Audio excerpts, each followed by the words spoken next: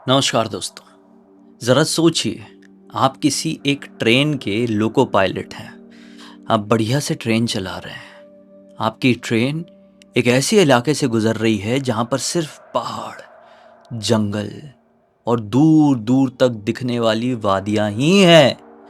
रात का समय है, ज़ोरों की बारिश हो रही है और अचानक से आपके ट्रैक में आपकी ट्रेन के बिल्कुल सामने एक भूत आ जाए, तो आप क्या करेंगे? आज जिस घटना की कहानी मैं आपको सुनाने वाला हूँ ना, उसका कंसेप्ट यही है। लेकिन कंसेप्ट सुन के आप स्टार्टिंग में ही मत छोड़ देना, क्योंकि इसके आगे क्या हुआ और इसके पहले क्या हुआ, इसको अगर आपने ढंग से इमेजिन कर लिए ना, आपके रोंगटे ऐसे खड़े हो जाएंगे कि आपको ऐसा लगेगा अरे काटा है कि मेरा शरीर। तो आइए इस घटना को अब थोड़ा डिटेल में जानते समझते हैं। अरविंद नाम के एक व्यक्ति जो कि पिछले 14 सालों से ट्रेन चला रहे थे। अलग अलग तरह की ट्रेन चलाने का इनको बहुत अच्छा एक्सपीरियंस था। अलग अलग इलाकों में भी ये अक्सर आते जाते रहते थे। बहुत सारे रूट्स पे इनको पोस्ट कर दिया जाता था। पिछले साल की ही बात है, 18 जुलाई। डेट भी बहुत क्लियर है, 2025 में ही। होता क्या है कि बहुत ज़ोरों की बारिश हो रही थी। ये चला रहे थे कर्नाटका वाली रूट में अपनी एक मालगाड़ी। इतनी तेज़ बारिश हो रही थी कि जब ये अपने इंजन में चढ़े तो इनको ऐसा फील हुआ कि आसमान से पानी की बूंदें नहीं बल्कि पत्थर गिर रहे हैं। अब देखो आप, एक ऐसे कमरे के अंदर, एक ऐसे कैबिन के अंदर या फिर एक ऐसे डब्बे के अंदर जो पूरी तरीके से टीन से बना हुआ है, तो बारिश की मोटी मोटी बूंदें तो आपको ऐसे ही महसूस करवाएगी। खैर, इन्होंने अपनी ट्रेन चलाना शुरू किए। रात में 8 बजे के आसपास से इनकी ट्रेन चलना शुरू हुई। जहाँ पर इनको पहुँचना था वहाँ पर ये लगभग सुबह के 5 बजे पहुँचने वाले थे। इन शॉर्ट, इनकी आज नाइट शिफ्ट थी। जिस रास्ते से ये जाने वाले थे उस रास्ते में, जैसा मैंने आपको स्टार्टिंग में ही जिक्र कर दिया, सिर्फ और सिर्फ मैक्सिमम जंगल, पहाड़ियाँ, दूर दूर तक ना दिखने वाला कोई भी स्टेशन था। जी हाँ, एक रेलवे स्टेशन से ये क्रॉस करेंगे अपनी मालगाड़ी को तो दूसरा रेलवे स्टेशन आने में लगभग लगभग 2 घंटे लग जाएंगे। मतलब ये बिल्कुल डिफरेंट रूट था और इस रूट में बहुत ही कम इनका आना जाना हुआ था इन 14 सालों में। कभी गए थे तो डे शिफ्ट में ही गए रहे होंगे। खैर, इन्होंने अपनी ट्रेन चलाना शुरू किए और कुछ ही घंटों बाद वो उस पहाड़ी वाले इलाके में पहुंच गए। बारिश बहुत ज़ोर से बढ़ चुकी थी। बीच बीच में जो हल्की हल्की बिजली कड़क रही थी, उससे बाहर का नज़ारा दिख जा रहा था।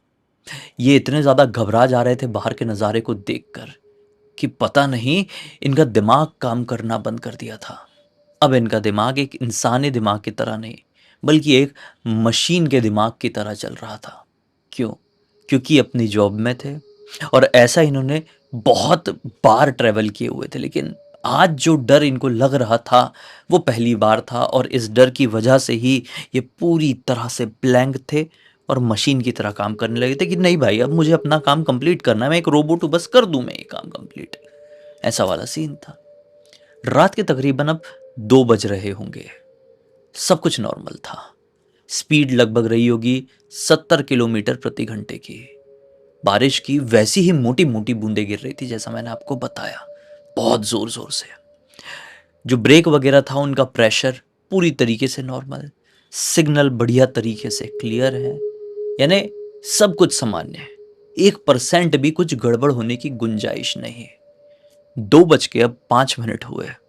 ट्रेन प्रॉपरली जैसा चलना चाहिए था वैसे ही चल रही थी और उसी समय इनका जो हाई बीम एलईडी लाइट है, मतलब ट्रेन का इंजन, उसका लाइट पड़ता है बिल्कुल सामने। सामने की तरफ तो पड़ेगा ही, लेकिन बिल्कुल एक सामने खड़ी आकृति के ऊपर, जिसे देखकर ये शॉक्ड रह गए कि अरे भाई, बीच ट्रैक में कौन ऐसे खड़ा हुआ है। ये पहली बार अपना हॉर्न बजाए, पू करके हॉर्न बजा। वो आकृति नहीं हिली, वो इंसान नहीं हिला। ट्रेन काफ़ी आगे बढ़ गई, दूसरी बार, तीसरी बार, चौथी बार, लेकिन सामने जो कोई भी खड़ा था वो ट्रैक को छोड़ने के लिए तैयार नहीं था।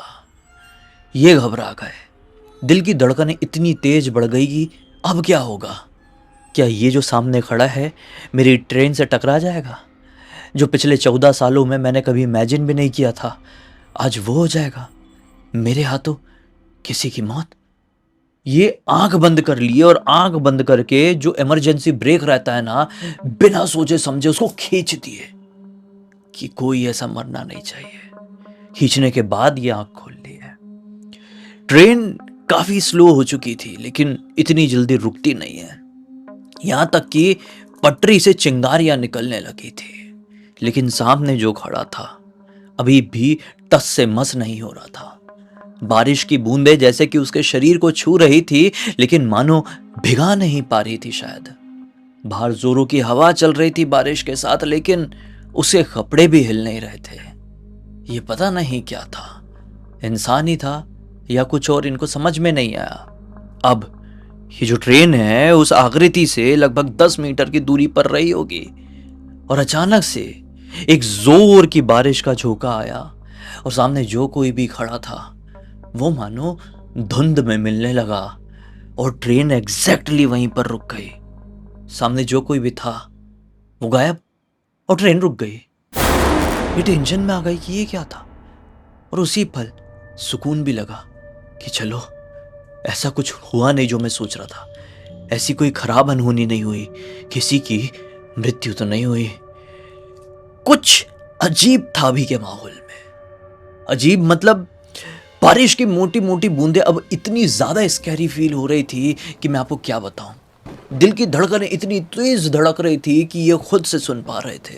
बादल इतने जोरों के गरज रहे थे कि जैसे मानो आसमान जमीन पर गिरने के लिए, पूरा का पूरा गिरने के लिए बेताब हो रहा हो। इन सब के बीच में इंजन की एक आवाज होती है। भले ही ट्रेन स्टैटिक रहे, इंजन की एक आवाज़ होती है, आपको भी पता होगा। चल रही होती है तो अलग आवाज़ आती है, और ट्रेन रुकी रहे तो इंजन की अलग आवाज़ होती है। वो आवाज़ इनको बहुत ही कम होती हुई समझ में आई। ये डर गए, बोले ये कैसे हो सकता है, ये अजीब तरीके से इतनी स्लो क्यों हो गई। जिंदगी में पहली बार इन्होंने इतनी भयंकर तरीके से इमरजेंसी ब्रेक लगाए थे।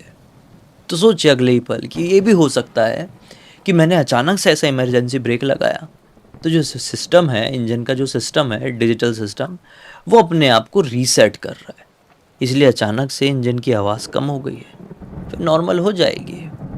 और हुआ, बिल्कुल ऐसे ही हुआ। एकदम एकदम बंद जैसी आवाज़ हो गई, और फिर अचानक से इन्होंने कुछ वहाँ पे बटन वटन दबाए होंगे, जो भी इनका लीवर वगैरह रहा होगा वो खींचे, तो सब कुछ वापस से नॉर्मल जैसा फील होने लगा। बोले हाँ अब सब ठीक है। दूसरा लीवर घुमाए कि आगे बढ़े ट्रेन, ये मालगाड़ी आगे बढ़े।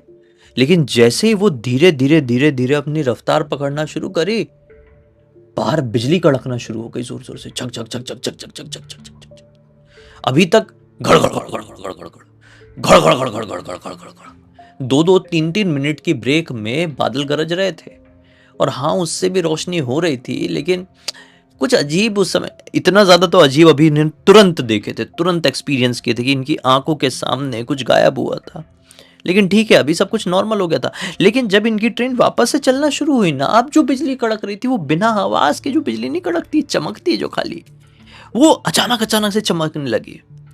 और वो अचानक अचानक की चमक से इनको ऐसा जो अपना ये साइड विजन होता है ना, उससे दिखाई दिया कि इंजन में जो ये खिड़की है, उनके लेफ्ट तरफ वाली खिड़की है, खिड़की के सामने कोई खड़ा हुआ है, बिल्कुल साइड में लेफ्ट तरफ में कोई खड़ा है जो इनको घूरा जा रहा है। ये पूरा ऐसा होकर देखे, इनकी हालत पतली हो गई, क्योंकि एग्जैक्टली वहां पर कोई खड़ा था। जैसा कि मैंने आपको स्टार्टिंग में बताया था, दूर दूर तक ना घर था, ना घर के नामो निशान। लेकिन यह आदमी यहां पर ऐसे कैसे खड़ा है भाई? यहां पर ऐसे माहौल में कोई खड़ा होने की सोच भी लेना, सपना भी आ जाए ना किसी को, तो उसकी जान हलक में आ जाएगी। और ये आदमी खड़ा है साला। ये जो अपने लोको पायलट है रविंद्र जी, उनका तो ये काम है, ये मालगाड़ी लेकर जा रहे हैं भाई, लेकिन ये फोकट में क्यों खड़ा है? और अभी अभी सामने ऐसा कांड हुआ था। जब इन्होंने उस आदमी की शक्ल में ध्यान से देखने की कोशिश की और वापस से जब बिजली चमकी छक छक छक छक छक छक, तो इनके समझ में आया साला जो साइड में खड़ा हुआ है उसकी शक्ल ढंग से है ही नहीं, पूरी तरह से कुचली हुई, चोट खाई हुई, पूरी तरह से बर्बाद, जैसे कि उसकी शक्ल को पहचाना ही नहीं जा सकता। इतना भयानक कुचला हुआ चेहरा था। ये घबरा गए और दूसरी तरफ मुंह घुमा लिए। ये माता काली के बहुत बड़े भक्त थे। लगातार माँ काली के मंत्र पढ़ने लगे, जयंती मंगला काली भद्रकाली कपालिनी दुर्गा क्षमा शिवधात्री स्वाहा सुदा नमोस्तुते। लगातार मंत्र पढ़ने लगे और अब ट्रेन की रफ्तार बढ़ने लगी थी। लेकिन जैसे जैसे रफ्तार बढ़ रही थी वैसे वैसे बाहर खड़ा वो शख्स इनकी ट्रेन के साथ चल रहा था, दौड़ रहा था।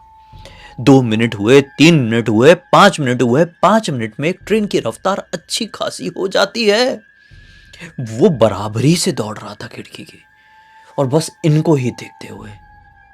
चेहरा उसका नहीं था, उसकी आंखें भी साफ दिखाई नहीं दे रही थी, लेकिन एक चीज समझ में आ रहा था कि वो गुस्से में बहुत था और गुस्से में अरविंद जी को देख रहा है और दौड़ रहा है ट्रेन के साथ साथ। अरविंद जी समझ चुके थे कि ये जो कोई भी है इंसान तो नहीं हो सकता। इन्होंने अब पूरी तरीके से उसको इग्नोर करने की कोशिश की, लेकिन अगले ही पल क्या होता है कि उनको आभास होने लगता है कि इस डब्बे में मेरे अलावा भी कोई और मौजूद है। एग्जैक्टली मेरे पीछे कोई तो खड़ा हुआ है जो मेरी गर्दन के पास ऐसे ऐसे करके सांस ले रहा है और हल्की हल्की सिसकियां मार मार के रो रहा है। इतनी नजदीक कोई रो रहा है। इन्होंने आओ सोचे ना ताओ ट्रेन की रफ्तार जितनी डेसिग्नेटेड थी उतनी कर दिए और नॉन स्टॉप माता के मंत्र मन में पढ़े जा रहे। अब 20 मिनट हुए और आधे घंटे बीत गए और एक स्टेशन आ गया। उन्होंने गाड़ी वहां पर रोक दिए, बोले अब जो भी हो, जो भी खामियाजा भुगतना पड़े मैं रोक दूंगा। उतरे और अपना जो कंट्रोलर होता है जो उनके पास होता है, जिससे वो आसपास के स्टेशन में या यूनिट से कांटेक्ट कर सकते हैं, ट्रेन रुकते से ही कांटेक्ट किए कि आई नीड हेल्प, जल्दी आइए। जो भी उनका तरीका रहता होगा भाई, वो लोग जाने, उनको पता होगा। जो लोग लोको पायलट हैं या फिर ट्रेन को अच्छे समझते, वो लोग कमेंट में बताना कि किस तरीके से वो कम्युनिकेट करते हैं। जो स्टेशन के अंदर यूनिट बैठी रहती है, जो कंट्रोलर यूनिट रहती है, उनसे उन्होंने कांटेक्ट किए।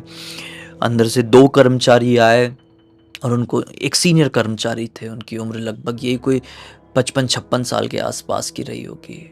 उनको बहुत ज़्यादा एक्सपीरियंस था। वो एक टाइम पर लोको पायलट हुआ करते थे, लेकिन अब उनका प्रमोशन हो गया था। जो भी हुआ था वो अब ट्रेन नहीं चलाते थे, लेकिन स्टेशन में बैठते थे और ऐसी टेक्निकलिटीज़ चीज़ें संभालते थे। तो उनको अरविंद जी ने पूरी बात बताई कि ऐसा ऐसा मेरे साथ हुआ। तो प्रमोद जी नाम था उनका। प्रमोद जी ने बोले आप नीचे उतरिए, थोड़ा पानी पीजिए, कोई दिक्कत नहीं, हम संभाल लेंगे, पानी पीजिए। वो पानी वानी पिए, बहुत हाफ रहे थे, बहुत घबरा रहे थे। उनको दवाई दी गई। उनका बीपी हद से ज़्यादा बढ़ चुका था अरविंद जी का। और अब जब वो थोड़े नॉर्मल हो गए तो प्रमोद जी ने उनको बताया कि आपकी गलती नहीं है और आप अकेले नहीं है। जिस रूट से आप आ रहे हैं और जिस जगह की आप बात कर रहे हैं, वहाँ पर काफ़ी साल पहले एक आदमी ट्रेन के सामने आकर कटकर ख़त्म हो गया था। उस दिन के बाद से बहुत सारे लोको पायलट्स अपनी गाड़ी लेकर वहाँ से गुजरते हैं तो उनको वो दिखाई देता है। आपकी ये बदकिस्मती है कि आप पहली बार रात में वहाँ से गए और आपको पहली बार में ही दिखाई दे दिया। लेकिन भगवान का शुक्र है आपने अपने आप को संभाल लिए। थोड़ी हिम्मत बना के रखिए। आपको भी 14 साल का एक्सपीरियंस हो गया, इतना किस बात का डरना। इस दुनिया में तरह तरह की चीज़ें हैं, तरह तरह की हवाएं हैं। कभी भी किसी के भी सामने कुछ भी आ सकता है। आप अगर डर गए तो कमज़ोर पड़ जाओगे और कमज़ोर पड़ गए तो आपके ऊपर वो किसी भी तरीके से हावी हो सकते हैं और फिर उसका खामियाजा सिर्फ आप नहीं, आपका पूरा परिवार भुगतेगा। इन्होंने प्रमोद जी की बात को अच्छे से समझे और उस दिन के बाद से डरना लगभग छोड़ ही दिए। लेकिन ये एक ऐसा कांड है, एक ऐसी घटना है कि आज भी जब भी वो रात के समय अपनी गाड़ी चला रहे होते हैं, ट्रेन चला रहे होते हैं, तो उनको ऐसा फील होता है कि वो आदमी अभी भी तो मेरे साथ नहीं दौड़ रहा है, अभी भी ट्रेन के इंजन की बराबरी से तो नहीं भाग रहा है। और एक दो बार ऐसे पलट पलट कर देख लेते हैं। हाँ, उनके साथ जो उनके असिस्टेंट लोको पायलट होते हैं, कई बार पूछ लेते क्या हो गया, ऐसा किसको बाहर की तरफ देख रहे हो, तो ये ढंग से उनको बताते नहीं है। लेकिन ये एक ऐसी घटना है जो वो चाहते थे कि पूरी दुनिया के साथ वो साझा करे, इसलिए हमें इंस्टाग्राम पर उन्हीं ने लिख कर भेजे। मैंने सोचा आप लोग को सुनाओ, एक बहुत अच्छी सीख और मनोरंजन मिलेगा। तो इसी एक नोट के साथ कहानी का अंत कर देते हैं। अब तक इस वीडियो को देख लिए तो बहुत सारे लाइक कर देना, चैनल को सब्सक्राइब कर देना।